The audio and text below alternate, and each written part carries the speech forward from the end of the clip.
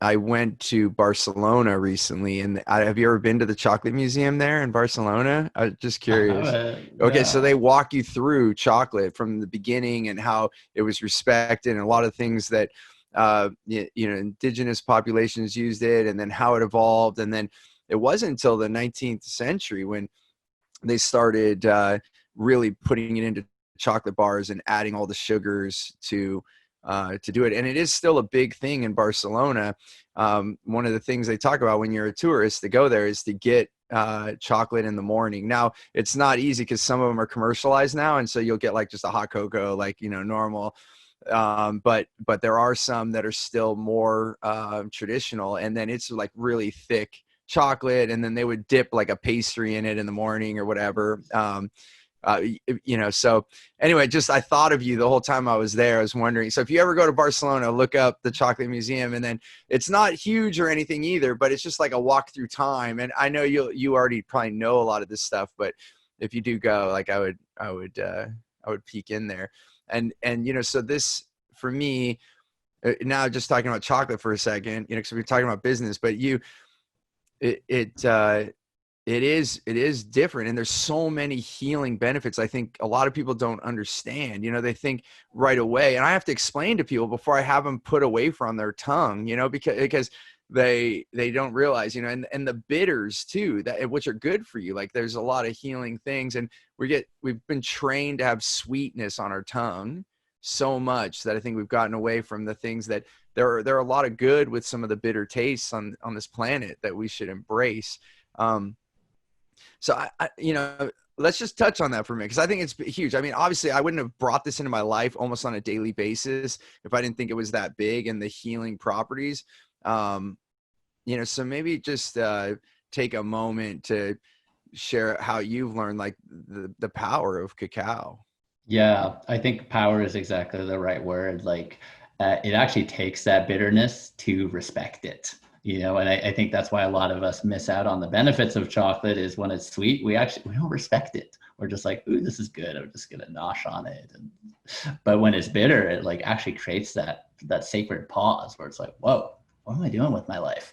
Like, what should I be listening to? It really inspires that reflection. So, yeah, there's magic in that bitterness. I started off like everybody else did, shooting back to 2014 there. I had a sweet tooth. I was addicted to sugar. And actually, my yoga practice was revealing to me that I probably needed to go cold turkey on sugar in order to address these chronic headaches that I was having. Like, gosh, it almost felt like I had a perpetual headache. And I tried all sorts of things like acupuncture and lifestyle shifts to reduce stress. And I still had these headaches, and it finally became clear to me that it might be sugar. And so I had to stop having sugar. I did like a 2-month experiment. 2 weeks in, I was like, man, I can't go for 2 months without chocolate though. So what am I going to do? And the thing is, when you make chocolate, you add sugar to it later on in the process. So I just began kind of tasting just the pure chocolate. It was like, oh, that's bitter, but okay, I can handle it. And it's giving me my chocolate connection, which I really wanted. And then I actually discovered coconut sugar, and which is a low glycemic index sweetener. And I also realized that so the classic bean to bar chocolate maker is making a dark chocolate with 70% cacao, 30% sugar. And I realized, well, I know this coconut sugar is better for me, but it's still sugar. What if I do 85% chocolate, 15% cacao, which was considered really dark at the time? Yeah. And the magic there is not in the difference between 70 and 85, but actually in the difference between 30 and 15. I have the amount of sugar. And it turns out that that has a profound impact on your gut chemistry, because you eat the chocolate, it goes to your stomach. Your stomach is like a brain for your body, and it's this competitive environment of all these different bacterial cultures that help you process your food. And the sugar processing bacteria are quite voracious, and they'll outcompete everybody else. And so if you take too much sugar in at the same time as your chocolate, you actually miss out on most of the health benefits of the chocolate because the sugar eating bacteria are dominating the scene. But if you cut it back to like an 80 to 15% sugar or less, you kind of establish more of an equilibrium in your gut. and you can actually absorb the cacao better. And so that moment, first of all, I got rid of my chronic headaches. Wow. And I began to be able to tune into the health benefits of chocolate because my gut chemistry shifted. Not to mention, I began to notice like the subtle energy of cacao and theobromine and all the other chemical constituents in it that make it amazing. The thing with cane sugar is actually it's quite an energy rush. And most people think that cacao has caffeine in it because of the big spike in energy you get after having a chocolate bar. It's actually mostly cane sugar. Like that's the sad truth of the chocolate industry today, is that chocolate is mostly a way of masking our addiction to sugar. I mean, if you look at the amount of sugar and even a dark chocolate bar, it's like popping sugar cubes.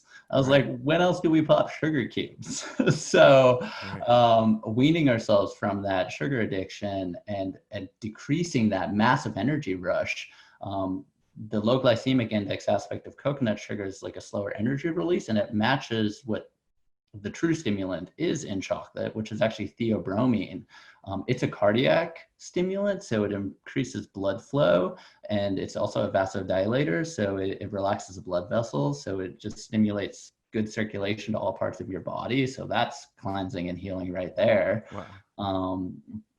And it also provides a prolonged energy. It's not as like strong of a boost as caffeine, but it does give this longer energy boost. And so all of a sudden I began like understanding chocolate on a whole different level, because I kind of had to get rid of the sugar to be able to notice it in its subtlety.